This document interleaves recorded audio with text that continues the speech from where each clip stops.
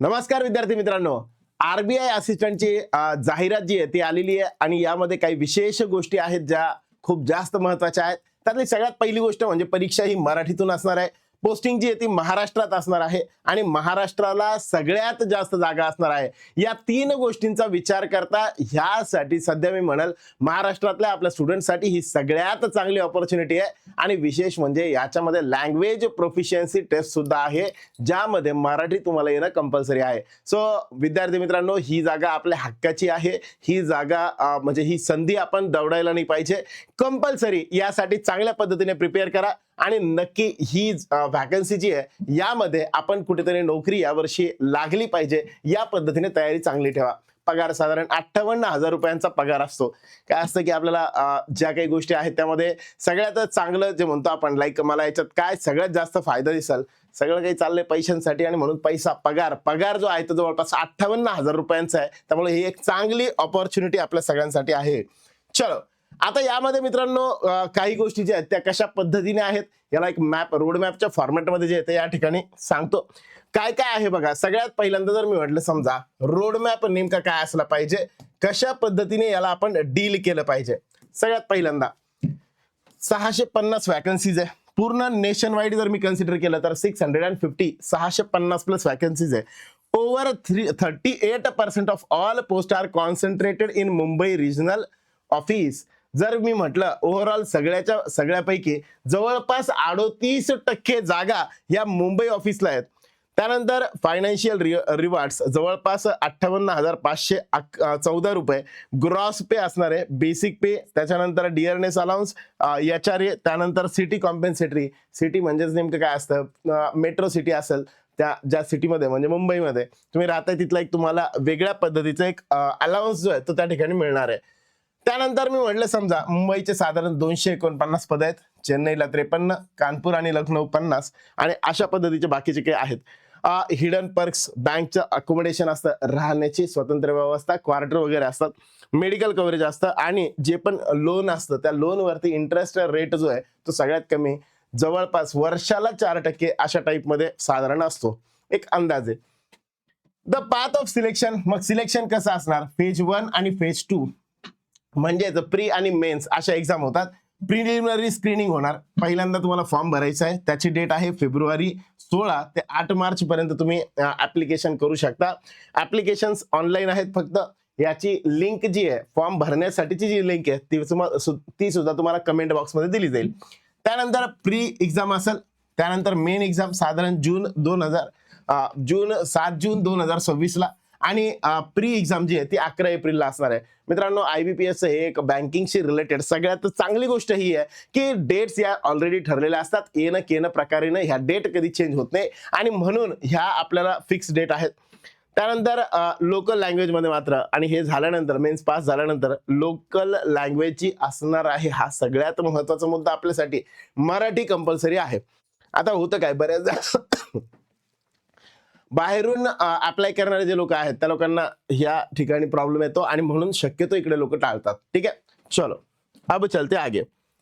पुढे आलो. मग यामध्ये जर मी म्हटलं समजा मुंबईला प्रायमरी जर आपण बघितलं 249च्या आसपास, त्याच्यानंतर मी जर म्हटलं समजा भोपाळ, ह्या सगळ्या ओव्हरऑल सगळीकडच्या वॅकन्सीज आहे. यासाठी जर मी म्हटलं समजा रिजनल ऑपॉर्च्युनिटी जी आहे त्यामध्ये सिंगल अप्लाय करण्यासाठी फक्त मुंबईमध्ये सगळ्यात जास्त वॅकन्सी आहे. सो चान्सेस बनतील की इकडनं बाहेरचे लोक पण अप्लाय करतील. But the problem is what, सगळ्यांना मराठी येणं कंपल्सरी आहे, म्हणजे लँग्वेज प्रोफिशियन्सी टेस्ट आहे. ज्यामुळं इथं काय होईल, प्रॉब्लेम्स चेंज होऊ शकतात. हे महाराष्ट्रातनं तुम्ही जर अप्लाय करताय तर महाराष्ट्र मुंबई रिजनसाठी तुम्हाला कंपल्सरी मराठी जे आहे ते या ठिकाणी असणारे पेपर सुद्धा मराठी भाषेमध्ये होणार. इंग्लिश आणि बायलिंग्युअल, मराठी किंवा इंग्लिश आणि Hindi. RBI assistant, do you qualify. आपली इलिजिबिलिटी क्रायटेरिया काय आहे ते आता आपण बघून घेऊ. सगळ्यात पहिल्यांदा एज रिक्वायरमेंट. जर मी म्हटलं समजा 2 फेब्रुवारी 1998च्या नंतर तुम्ही जन्माला आलेले असाल आणि 1/2/2006च्या आधी, तर तुम्ही याला अप्लाय करू शकता.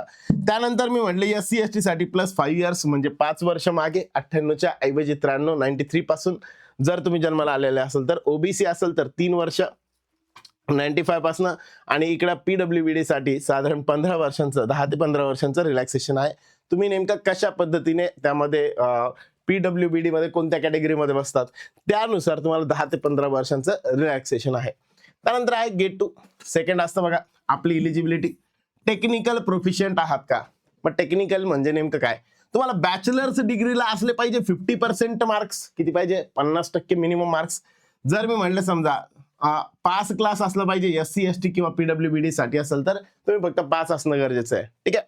बाकीच्यांना म्हणजे जनरल कॅटेगरीसाठी मात्र 50% क्रायटेरिया आहे. तुम्हाला ग्रॅज्युएशनला 50% मार्क असणं कंपल्सरी आहे.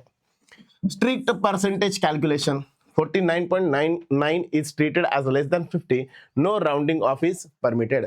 म्हणजे तुम्हाला 49.99% जरी असेल तरी पण तुम्ही 50 पेक्षा कमी आहात आणि 50.0001 असेल तरी पण तुम्ही 50+ आहात. ठीक आहे. सो या पद्धतीने.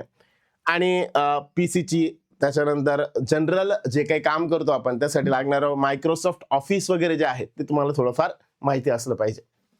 मग आता सर याच्यामध्ये एक्झाम होणार तर कशा फॉर्मॅटमध्ये होणार, काय काय होणार? एक्झाम बद्दलचं आपल्याला या ठिकाणी ऍप्लिकंट पासून तुम्ही असिस्टंट बनणार आहे तर तुम्ही कशा पद्धतीने बनू शकता? सगळ्यात पहिला फेज आहे Pre-1. 60 मिनिटाची टेस्ट असणार आहे ज्याच्यामध्ये 30 मार्क्ससाठी इंग्लिश, न्यूमेरिकल आणि रिझनिंग 35-35 अशा पद्धतीने असेल. म्हणजे 35-35 आणि 30. मग यामध्ये जर मी म्हटलं समजा क्वांटसाठी नेमकं काय काय करायचं, न्यूमेरिकल अबिलिटी आणि रिझनिंग साठी काय काय करायचं किंवा इंग्लिश साठी काय करायचं, तर मित्रांनो याच्यासाठी पूर्ण एक स्ट्रॅटेजी बनवल. स्ट्रॅटेजीचा व्हिडिओ लवकरच देईल मी. इंग्लिशची स्ट्रॅटेजी ज्यामध्ये आपल्याला मॅक्झिमम स्कोर कसा करता येईल RBI असिस्टंट साठी प्री साठी. सोबत याच्या टेस्ट असतील त्याबद्दल सुद्धा मी त्या व्हिडिओमध्ये डिटेलमध्ये सांगेल. ठीक आहे. चलो अब चलते आगे. Crucial scoring rules. जर मी म्हणलं समजा निगेटिव्ह मार्किंग जी आहे ती जवळपास 2.25 वाले असते. प्रीचे marks do not count for final selection. प्रीचे मार्क फायनल सिलेक्शन मध्ये कन्सिडर केले जात नाही. मेन आणि सोबत त्याच्यासोबत जे आहे तर लँग्वेज प्रोफिशियन्सी टेस्ट हे महत्वाचे आहे. 5 सब्जेक्ट त्याच्यामध्ये असणार. प्रीला जर मी म्हणलं एवढे 3च सब्जेक्ट. मेन्स मध्ये जर म्हटलं तर 2 सब्जेक्ट अजून ऍड होतात. एक असतो कम्प्युटर आणि दुसरा जो असतो that is the general awareness. असे 5 सब्जेक्ट 2 सब्जेक्ट ऍड होतात. आणि या सगळ्यांमध्ये जर मी म्हणलं समजा जवळपास 40 क्वेश्चन्स आणि 40 मार्क्स याच्यामध्ये असतात. ठीक आहे. या पद्धतीने असतं. टोटल जर आपण बघितलं तर 135 मिनिट टेस्ट जी आहे ती आपली चालते. ठीक आहे. लँग्वेज प्रोफिशियन्सी टेस्ट जवळपास ही मॅन्डेटरी असते पण याच्यामध्ये साधारण जी आहे ती क्वालिफाईंग असते. एक्झेम्पशन्स याच्यामध्ये परमिटेड नाही आहेत. डॉक्युमेंट त्यानंतर येतं डॉक्युमेंट व्हेरिफिकेशन आणि मग फायनल प्लेसमेंट. अशा पद्धतीचा फायनल एक तुमचा रोडमॅप जो आहे तो या पद्धतीने असतो. ओके. मग आता रिवॉर्ड आणि लाईफस्टाईल पर्क्स काय काय असतील? रिवॉर्ड आणि लाईफस्टाईल पर्क ह्यासाठी केला होता अट्टाहास. बरोबर. हे सगळ्यात महत्वाचं आहे. या गोष्टीमुळे तुम्हाला सगळ्यात जास्त फायदा होणार आहे. स्ट्रॉंग सॅलरी मंथली पॅकेज जर आपण कन्सिडर केलं तर 29,000 बेसिक पे. बेसिक म्हणतोय मी बेसिक. ओव्हरऑल जर कन्सिडर केलं तर हे बेसिक प्लस याच्या सोबत जर मी म्हटलं समजा फायनान्शियल ऍडिशन, बिअरनेस, त्याच्यानंतर house rent allowance, compensatory, grade allowance हे सगळेच्या सगळे अलाउन्स तुम्हाला या ठिकाणी मिळतात. सोबत जर मी म्हणलं समजा साधारण ओव्हरऑल सगळं जर कन्सिडर केलं तर 58,514 एवढी सॅलरी तुमची ग्रॉस सॅलरी बनते. या व्यतिरिक्त हाऊस म्हणजे जर राहण्याची व्यवस्था जी आहे ती बँकेकडनं असणार. त्यानंतर याच्याने 15% HBA. बरोबर.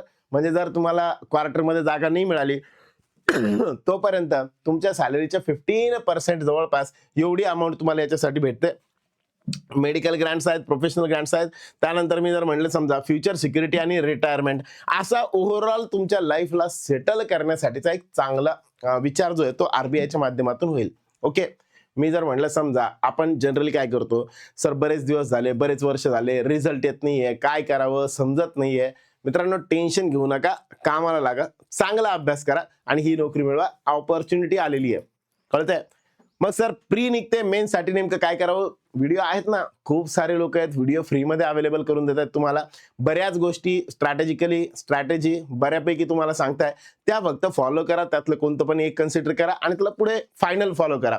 मी म्हणत नाही असं की पर्टिक्युलर ह्याच पर्सनला करा किंवा त्याच पर्सनला. तुम्हाला जे वाटेल, तुम्हाला असं वाटतं की हे माझ्यासाठी सुटेबल आहे त्या पर्सनला उचला आणि ते वाचा, ते बघा. ठीक आहे, चलो नेक्स्ट सगळ्यात शेवटचं महत्वाचं, zero exemption policy.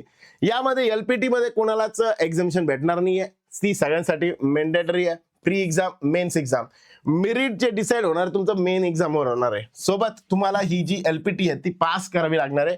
Qualifying in nature, याच्यात तुम्हाला हाय मार्क आले म्हणून तुम्हाला फायदा झाला असं नाही, पण हे तुम्हाला क्वालिफाय करावे लागणार आहे. ह्याच्यात काय असणार आहे, ऑफिशियल लँग्वेज जी मराठी लँग्वेज आपली, ती लँग्वेज आपल्याला काय करावी लागेल, महत्वाचे असेल. मग यामध्ये जर मी म्हटलं मुंबईसाठी मराठी किंवा कोकणी, कोलकाता असेल तर बेंगॉली, नेपाळी, त्यानंतर न्यू दिल्लीसाठी हिंदी, बँगळुरू कन्नडा, अहमदाबाद असेल तर गुजराती आणि चेन्नई असेल तर तामिळ. अशा पद्धतीच्या ज्या काही म्हणजे लँग्वेजेस आहेत त्या तुम्हाला कम्प्लीट कराव्या लागतील. तुम्हाला त्याच्यामध्ये प्रोफिशियंट असावं लागणार आहे. ठीक आहे सर, मग अप्लाय करायचं तर कसं करायचं, नेमकं कसं करायचं, काय करायचं याबद्दल. ऍप्लिकेशन फीस जनरल असेल तर 450 प्लस जीएसटी, आणि जनरल, ओबीसी आणि ईडब्ल्यूएस साठी आणि बाकी सगळ्यांसाठी 50 rupees plus GST. SC ST आणि पीडब्ल्यूबीडी साठी किंवा एक सर्व्हिसमॅन असेल तर त्यांच्यासाठी 50 रुपये, आणि आरबीआयचा जर एखादा कर्मचारी असेल त्याला अप्लाय करायचंय तर मग अशा वेळेस नो फीस. ठीक आहे, त्यानंतर मी जर म्हटलं समजा पुढे यानंतर ऍप्लिकेशन डिजिटल इन्व्हेंटरी जे आहे, म्हणजे काय आपले आधार पॅन वगैरे जे असतील डिजी लॉकर सारखे त्याला व्हेरीफाय करायचं. तिथनं डिजिटल फाईल स्पेसिफिकेशन, तुमचा फोटोग्राफ घ्यायचा, सिग्नेचर घ्यायची आणि थंब इम्प्रेशन आहे, हँड रिटन डिक्लेरेशन एक असतं. हे डिक्लेरेशन कसं लिहायचं, काय त्याचा नेमका कोणता फॉर्मॅट आहे, त्याची सुद्धा लिंक तुम्हाला खाली देऊन टाकतो. ते वाले आपल्याला घ्यायचे. नेमके कोणते कोणते, मग आयडी कार्ड चालतात, पॅन कार्ड चालतं, पासपोर्ट चालतो, ड्रायव्हिंग लायसन, वोटर्स कार्ड किंवा बँक पासबुक आणि आधार. पण या सगळ्यांमध्ये कंपल्सरी तुम्हाला एक गोष्ट लागणार आहे, आणि ती म्हणजे तुमची डेट ऑफ बर्थ त्याच्यावर पूर्ण पाहिजे. जर तुमच्या नावामध्ये बदल असेल तर त्या नावामध्ये बदल असण्याबद्दलचं एखादं, त्याला म्हणतो ना आपण ऍफिडेव्हिट किंवा काही ना काहीतरी सर्टिफिकेट डॉक्युमेंट जे आहे ते तुम्हाला लागेल. विशेष करून महिलांचे नावं चेंज झालेले असतात, अशा केसमध्ये तुम्हाला काही ना काहीतरी प्रूफ त्या ठिकाणी द्यावं लागेल. बरोबर, सो या पद्धतीने आहे. प्रोहिबिटेड सगळं मोबाईल फोन्स, कॅल्क्युलेटर्स किंवा कम्युनिकेशन डिव्हाइसेस किंवा ration cards are not ID. हा, हे एक महत्वाचं, रेशन कार्ड हे आयडी म्हणून वापरलं जाणार नाही. हे सगळेच्या सगळे काय असतात, बॅन केलेले असतात. आणि एक्झाम, हे सगळं एक्झाम डेच्या दिवशीचं सांगतोय. एक्झाम डेला अजून महत्वाचं काय, तुमचं call letter, original ID, photocopy of ID, एवढ्याच गोष्टी घेऊन तुम्हाला जायचंय. फार पेन पण तिथं प्रोव्हाइड केला जातो, पेजेस पण दिले जातात, तरी पण तुमचा पेन सोबत ठेवा. पेन, त्याच्यानंतर कॉल लेटर, ओरिजिनल आणि त्याचा फोटो आयडी, आणि सोबत तुम्हाला 3 फोटोग्राफ लागतात, तेवढे 3 फोटोग्राफ सोबत घेऊन जा. सो एवढ्या सगळ्या गोष्टी ज्या आहेत त्या साधारण एक्झाम पर्यंतच्या आहे. लवकरच याच्यासाठी नेमकं काय करावं, इंग्लिश साठीचं जे तर एक स्टडी प्लॅन आणि काय काय असावं याबद्दलच्या काही गोष्टी मी तुम्हाला लवकरच शेअर करेल. तोपर्यंत आपल्या चॅनलवरती जर नवीन असाल तर इंग्लिश पिटारा या टेलिग्राम चॅनलला आणि इंग्लिश पिटारा या यूट्यूब चॅनलला सबस्क्राईब करून ठेवा. इथेच आपल्या पुढच्या अपडेट ज्या आहेत त्या मिळत राहतील. Thank you very much.